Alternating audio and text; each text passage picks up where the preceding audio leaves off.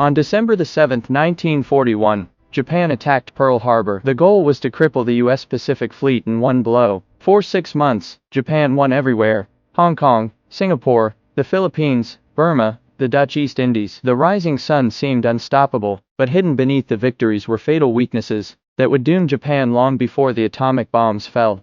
Japan's leaders knew they could not outlast the United States in a long war. Their plan was to shock America into negotiations, to carve out a defensive perimeter, then bleed the US until it gave up. But they underestimated American resolve, and they miscalculated their own industrial limits. Pearl Harbor was not the knockout blow they needed.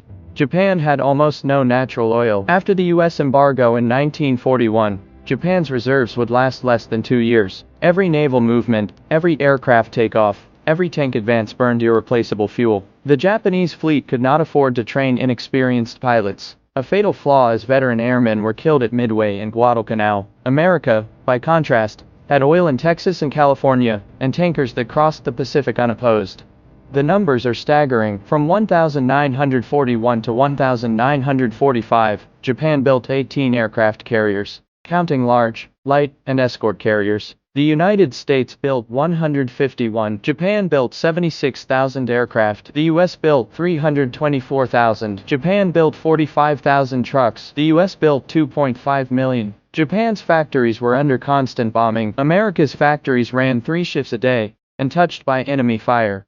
At Midway, Japan lost 4 fleet carriers in 5 minutes. They could not replace the pilots or the planes quickly enough. America lost the Yorktown and replaced it within months. After Midway, Japan never launched another strategic offensive. The initiative shifted forever.